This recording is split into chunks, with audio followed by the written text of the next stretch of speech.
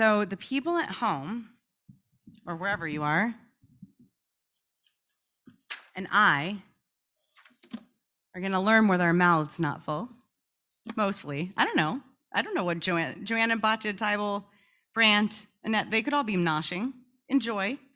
We're having some bagels on the field. I think that's kind of nice, but you could have a bagel at home too if you'd like to. Next time we'll give you the menu ahead of time so you can match us. It'd be very cute.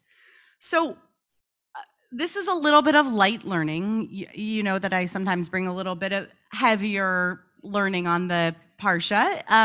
This was a step back a little bit later this week in enormous font, the way that it was printed here. So the people who have printed their own at home may have a slightly, I don't know if it's be easier or harder for you at home. I wanted to talk about two different relatively unrelated issues with Noah and the ark. And one of them is something that I began thinking about last year, and the experience of Noah and what it was like being in the ark and going into the ark and trusting going into the ark with the oncoming, approaching flood. And the other issue, related arguably, but maybe arguably unrelated, is the issue of the passage of time and the experience of the passage of time for Noah and the others who were on the ark, the other human beings who were on the ark. So there's a piece that I just read from the 6th chapter, they just chanted, that talks about God's establishment of a covenant with Noah in the context of a verse.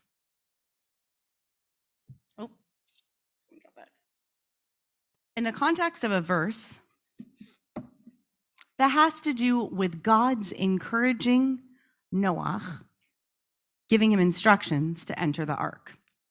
Now, God has to tell Noah both to get on the ark and to get off the ark. Last year, when we were very first coming out of quarantine summer, the very first time that anybody was coming out of a lockdown from Los Angeles, we talked a little bit during Parshat Noach about the experience in 2020, if you can believe this. A year ago, we were 6 months into the experience of COVID, and we were talking about the other end of this deal and how God had to tell Noah, no, really, it's okay to get off the ark, I promise. It's time to get off now. That study we can come back to another time. But of course, it would seem obvious that God had to tell Noah, okay, the flood is coming. It's time to get on. The context in which God tells Noah he's got to get on, though, is cause for a lot of commentators commenting on why that might be connected to the notion of covenant. So the verse goes like this.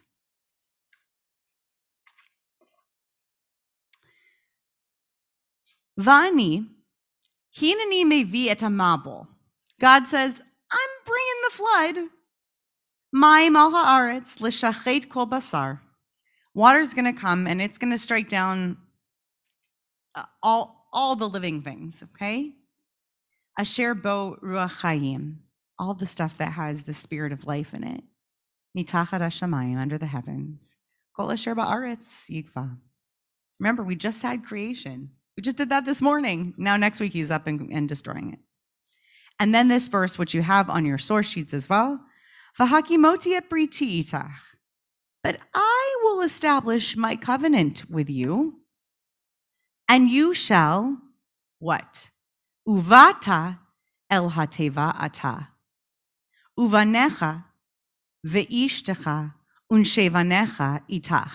By the way, if we were doing this in a study with that other verse that I just mentioned, we would talk about one of my favorite words, tikbolet, the parallelism in the authorship, because the instruction also goes in this order, in the instruction to leave the ark, and the commentators also have a lot to say about Noach being instructed to leave the ark, and then his wife and his kids being instructed to leave separately. Like, why list them all out? The Torah doesn't waste a single word.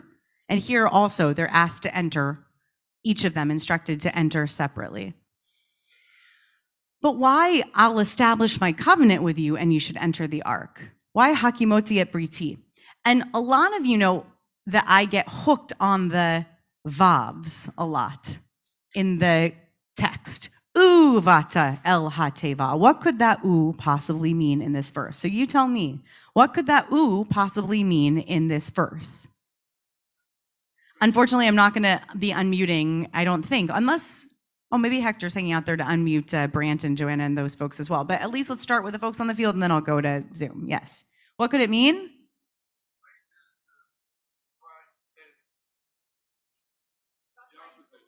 It could change it to the opposite, right? It could be vava yipuch. It could switch to the opposite tense, right? Vata could be the opposite. It could be but. It could be conditional. Right? A conditional. That is, right? A conditional. That is if. Great. That's great. Yeah, conditional. I like that. Vata el hateva. Good. I think that vav packs a lot of context here. Vata el hateva. I will establish va hakimoti. That vav in and of itself has a lot of power. And I will establish my covenant, and you will go to the ark. And then repeats, you and your children. So let's look at a couple of commentaries and what they have to say about why covenant is what's promised in this moment. Because we've seen covenant before, but that's only because we've read the Torah before. Right? We've seen covenant before, but that's only because we've read the Torah before. Are there Jews yet? Nope. Have we met? Who have we met yet? We've met Adam and Chava. Those are the only people we've met, right? So far. Those are our only characters and their kids. Right. That's it. We've just met we're only now meeting the next generation with Noah. So, next generations. There's a lot of people are born, but we're only now meeting the next generation who aren't background characters, okay? We're only meeting the next protagonist, yeah?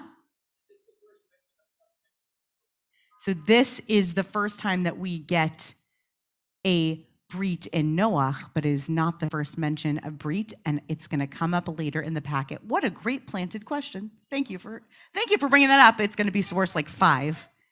Very good. We're going to get there. Okay, so the Or HaChaim says the following. We're going to do this because we're doing this frontally. Instead of me reading at you, I'm going to do this in kind of like an interpretive summation of each of these verses. Also because we don't have all that much time. Like the sun's going down. We're going to hit Mariv. So the Or HaChaim says this. And you can read these word for word as I go through. But instead, I'm going to give this to you because some of you are munching on bagels or, I don't know, maybe Joanna has gummy bears at home. Something like that, right? You just seem like a gummy bear kind of person. So you'll tell me later if I'm wrong. So the Or HaChaim says, well, Noah would have, of course, thought of the ark as a death trap. Right? God says, the flood waters are coming, and I am going to wipe everything that has a Ruach Chaim off the face of the earth. Kol basar, every living flesh. Now go get on that boat. And Noah goes, what? I'm sorry, what? Excuse me, right? Because what we don't have is a covenantal relationship really with anyone in Noach's generation. We know that Noach is Sadiq Tamim B'dortav. We know that he is exceptionally righteous in his generation. But what we don't have is a relationship yet with him and God where there's any kind of anything except for maybe an upheld promise that God won't kill him. That's all God and he have between them, which is what Or Chaim comes to say. God has to remind Noach of the promise that God has made that the ark isn't a death trap. Wouldn't you think it is? Getting on a boat to ride out onto to get on a boat as the floodwaters, remember, that not to ride out onto floodwaters, to get onto an ark where the floodwaters are going to rain down and then rise around you, right? It's very fear-inducing, to say the extreme least. So, of course, he believes that it's a death trap, but this is his reassurance. The Hakimoti et Briti, he says, first, I will establish my covenant with you, and I'm establishing my pact with you. Go ahead, trust me, get on this ark. Maybe that was enough for him. And by the way, the Or Chaim takes the time to say, and Rashi is very wrong, because he sometimes takes the time to say that. He says, Rashi understands that God is remembering Noah's good deeds. That's not the pshat. There is no such thing as a simple, plain meaning of the text, the pshat. That's for a whole other conversation, but I like that the Or Chaim takes the time to tell us, Rashi's wrong. It has nothing to do with God saying, you've done wonderful good deeds in the past. It's just God saying, hey, Noach, I know this is really scary. I'm establishing my covenant with you. Go ahead, get on board. If you flip to the next page, you start to get to the Hebrew of the Ramban of Nachmanides and his commentary on this. Now, the Ramban pops over to Ibn Ezra. The Ramban brings us Ibn Ezra on this. And Ibn Ezra says that this is in and of itself a sign. This is an oath in and of itself that God had actually sworn to Noah that he and his children won't die during the flood, even though that doesn't seem to be a clear promise at first. It doesn't seem to be clearly promised that he isn't going to be perishing in the flood, neither he nor his children. Now, this is by way of explanation of the thing that I said at first, right? Why list him and his wife and his children out, right? He says, V'hakimoti et briti ita uvata elateva. You're going to go to the ark, and it's going to be you, and it's going to be your partner, and it's going to be your kids, and you're going to be okay, right? This is his way of saying, you're all going to make it through this. Why does God not just say, you're all going to make it through this? God has funny ways. That's what Ramban and Ibn Ezra, I suppose, would say, right? And then he goes through this really long explication of v'hakimoti, meaning that I will fulfill an oath. V'hakimoti is something beyond Brit. This is something that we say, does this sound familiar? I have two chazanim sitting across from me. V'hakimoti et briti is something that we chant during the Zichronot part of the Machzor on both days of Rosh Hashanah. V'hakimoti et briti. It's a really meaningful pasuk, a really meaningful verse that we have in our literature. It's not just a verse about upholding a brit and a promise of God, but the v'hakimoti itself is about a specific oath that's been sworn, and in this case, it's an oath that's sworn under the circumstances between God and a particular character and his family. I am swearing you an oath. You and your children will not die in this flood. I have made you a promise. You can trust me. And again, I go back to this context of he's entering an ark. It's really scary. This is really scary.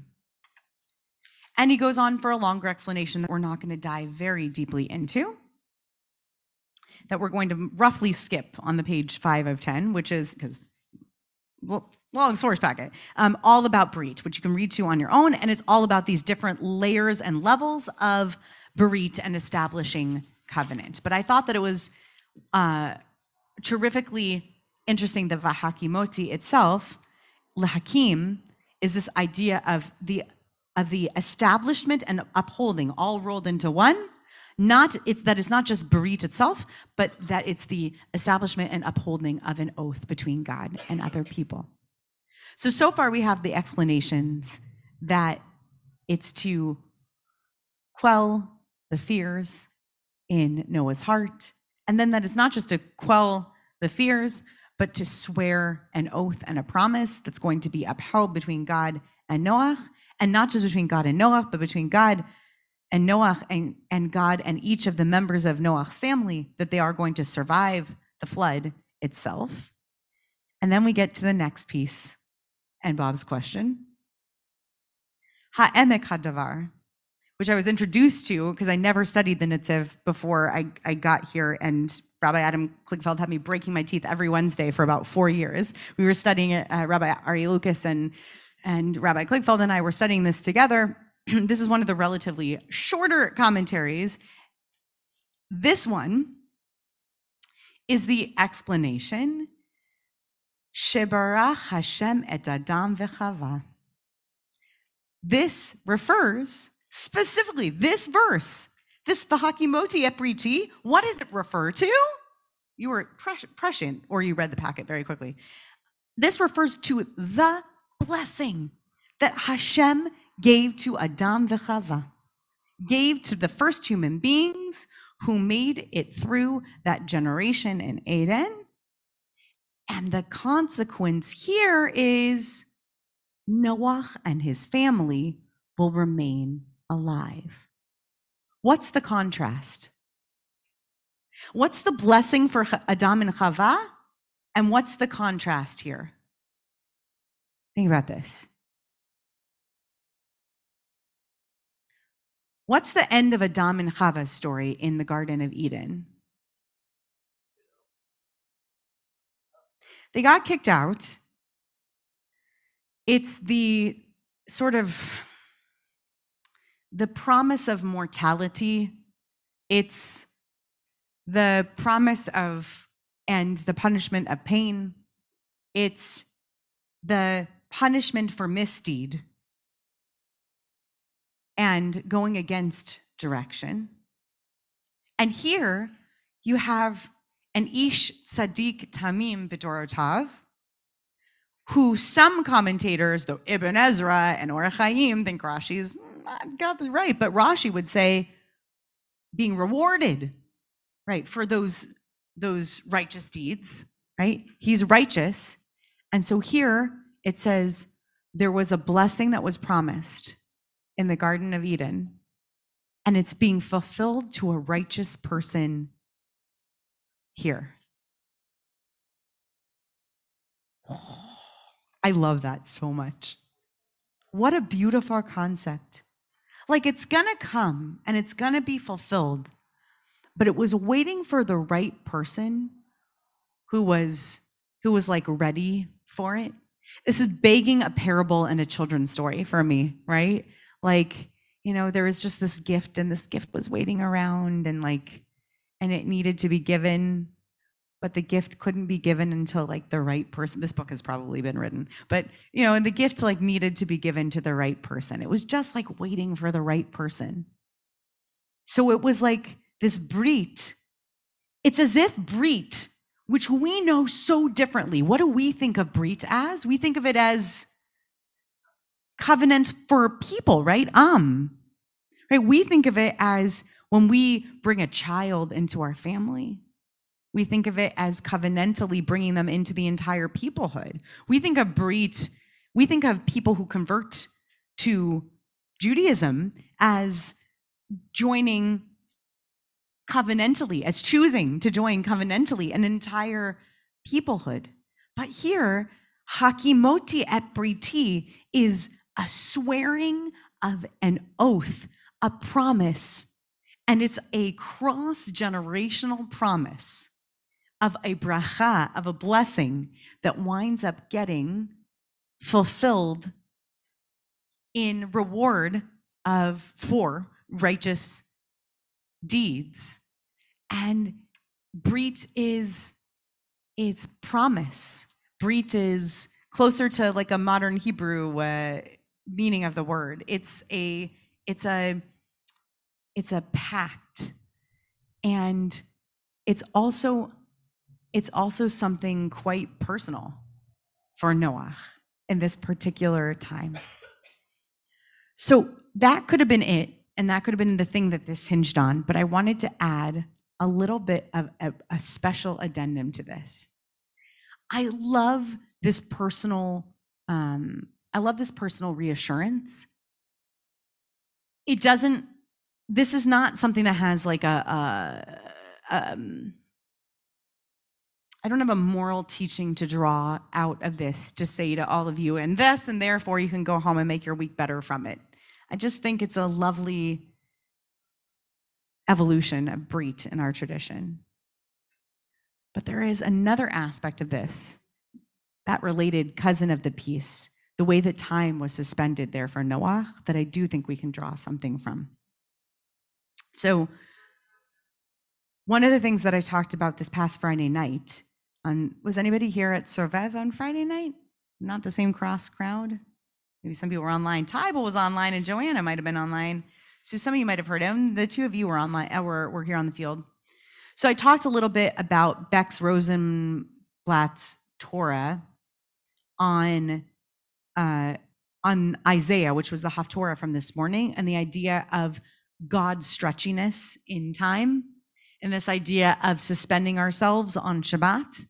So God's expansion, the ongoing nature of creativity and creation, and how God needs to do tzimtzum each week, and so do we. We have to freeze ourselves in time every single week and believe that the world can go on without us. That's what we are all doing right now. We have to believe that we can cease our own creative selves the way that God did. We have to believe that we can make room for ongoing and evolving creation of the world, and also believe that we can freeze each week and let the world go on without us, and the world will still rotate, and it'll be okay, and allow ourselves to be specks in it. And time has felt very, very strange over the past while during COVID.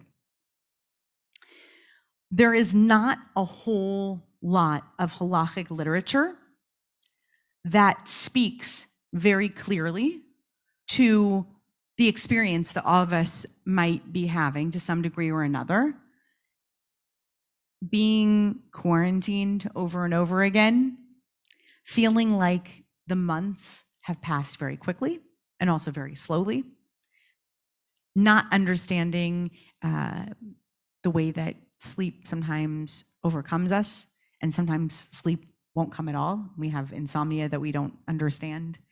Like, it's as if like time is happening to us in different ways, because when our environments around us, when our environs don't shift, when they don't change, when we're stuck and locked inside, when Zoom is the same, right? When the meetings literally don't shift and the space doesn't shift, it's hard for us to track time in that way. Now imagine being inside the ark. Imagine being in the middle of a sea with no land markers, with no sun and no stars, because the clouds are above and raining down from the heavens, and there's pouring rain. And what good would a calendar do you, right? You're scratching perhaps, not notches on the wall, and that's all you got. What would time possibly have been? So I brought this beautiful responsum from a contemporary halachic voice, whom I love very much, and I sometimes turn to on bizarre topics like, what do astronauts do when they go to space about a halachic conception of time? That's about as close as I can get to understanding what it might be like to be locked up inside the ark. And by the way, that's the reference that he uses too. He comes back to this parsha too. And he says that we should understand, and some of you may have heard this before in terms of the understanding of the acts of creation, that when we don't see the sun set, it's as if a 24-hour period didn't happen to us. Time can be suspended. It's as if time is not happening in a normative sense. One must act when one is an astronaut, or, by the way, when one is in a place where the sun does not hardly set or set at all. One must fix their halachic times by the nearest location they can lock themselves adjacent to. That's what this responsum gets to. But the relevant idea is that they're in the ark, just as up in space, and just as I think a lot of people have experienced during this utterly bizarre time in our lives, it is possible to think of time as being suspended, particularly Shabbat time, as being a suspended time, even on earth, even when it's not actually up in space. And that a day isn't exactly a day. And he says, when normal time patterns based upon alternating periods of light and darkness marked by sunrise and sunset resumed, time continued as if it had not been interrupted, right? Then all of a sudden, part of what brought him peace again was time continuing and coming back to normal again. We don't know how much we need the basic functions of normalcy until we are missing them. We don't know how much we are thrown off by jet lag until we have the experience of being thrown wildly off on our basic functions. We don't know until we have an inner ear infection how much we can be thrown off by being dizzied just by standing up. We have basic functions that we go through the world and try to make it through and function based on kind of scanning what it is that's all around us. And Noah went through this only holding on to the brit that had been promised him by God, going into this place of fear. And that's sort of that thin thread that connects it to the beginning part of the teaching, this idea that Noah's only hope and Noah's only trust could come from that brit relationship that he had with God. And while he was in there, he didn't have anything tangential necessarily to hold on to. So what I get from this is the following. It completely rewrites for me that moment of the skies parting and the bird flying off and coming back with an olive branch.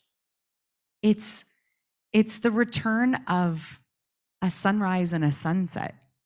It's like the return of birds chirping again. It's the return of some sort of a diurnal setting to the body. It's the being able to sleep without melatonin. It's just going back to a normative routine and feeling like a self again, and feeling like a human being again, and feeling like you can survive, because you can be alive but not really understand what's happening to your body and why you feel so very off kilter. And I think many of us have had that experience before. So when you get to the Parsha next Shabbat morning, or when you hear it this coming week in weekday services, I wish for you this vision of Noah emerging after this, understanding that the fulfillment of the promise from God isn't some sort of a blessing of magical gifts and heaps of gold, or some sort of promise like we see promises fulfilled by, molten gods in other religions. What's the promise fulfilled from God to Noah? It's just that when the clouds part, he's back to sleeping again, and he can eat again, and the sun is going to rise again, and the sun is going to set again, and he's going to feel normal again. And that's my prayer too in this world. It's all I keep hoping for, and it's all I pray for when I pray for this new month that's coming up in this coming week. Honestly, it's what I'm praying for in this world. I don't need enormous miracles to look more miraculous than feeling like I can function again and like the people around me can function again. Like school kids can go to school, like we can have a vacation every once in a while, like people can go and visit their parents when they want to visit their parents, and we can just go and walk about and go to a park and be. So that's my prayer, and it's my hopefulness for Noach. It's this return to normalcy, that God is the establisher of a covenant, of that oath, and comes back, and that we can feel it once again in that normalcy of our world. And that's where I am with Noach this year. And thanks for learning that with me and being with me in it.